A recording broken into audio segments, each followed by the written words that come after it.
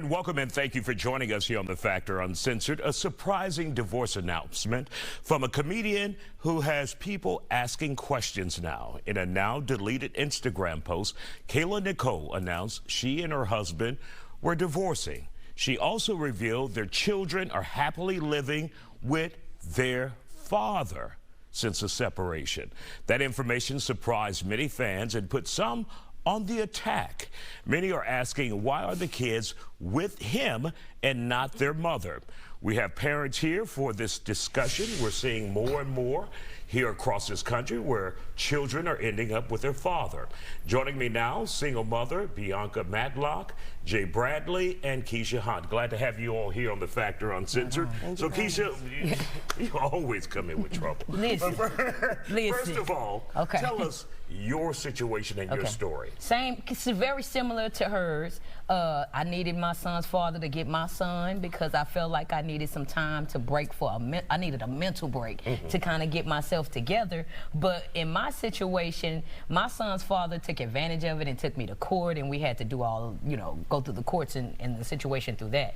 But I totally understand. I mean, fathers are fathers, they're parents too, and that's the child, just like I mean that's the parent to that child, just like I am a parent to that child. So if so many times we see on the news mothers who need that mental break and don't get it, and something bad happens to those children. They get drowned or something happened to them. I mean, thank God she had that opportunity to reach out to that father for him to take the children so she can get that peace. Me, unfortunately, I went to jail because of non-payment of child support because we went that route.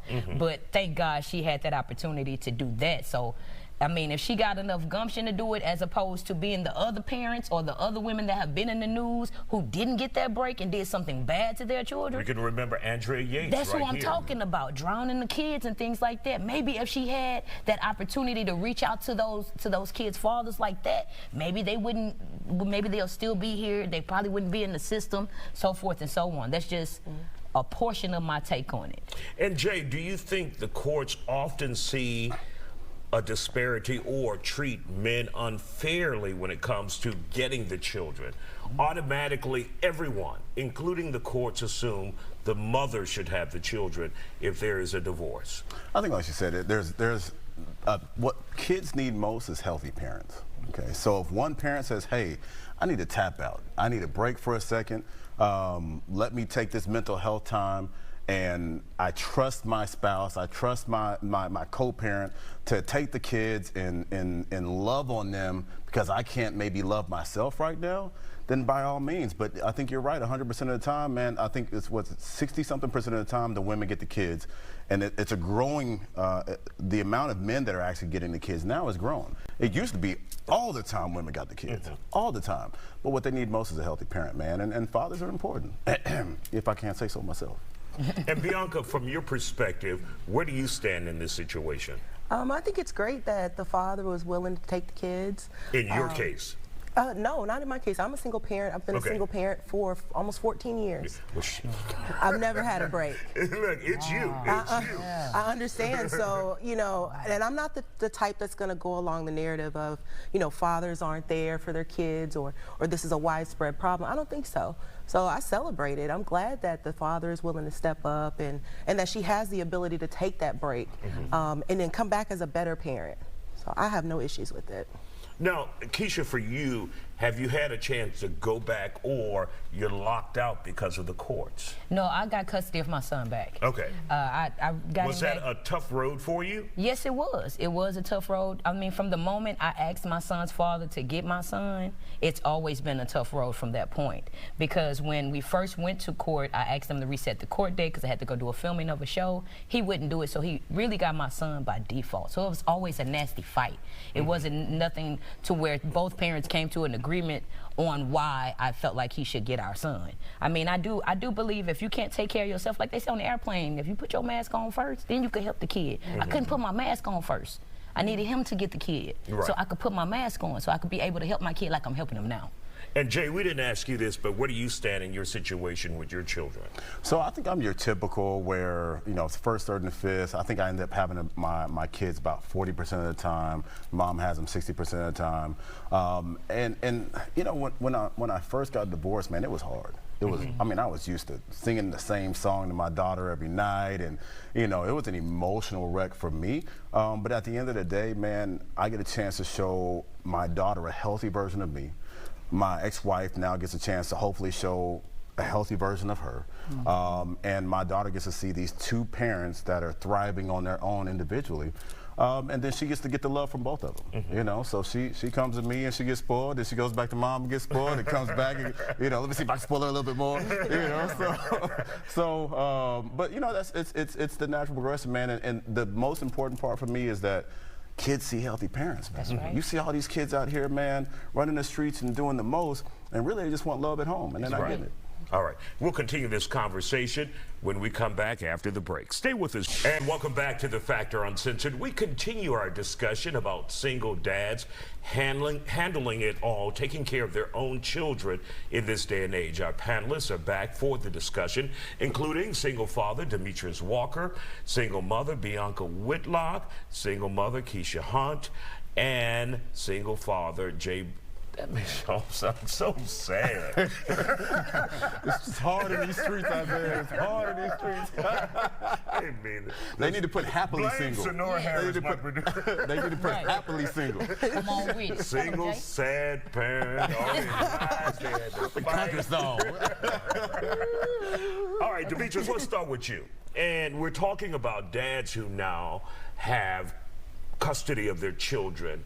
Was that even a second thought for you when that came up, when you decided, I'm going to take the kids? You know, it was amazing. I'm grateful that, you know, my ex-wife saw it fit that I, you know, have my son.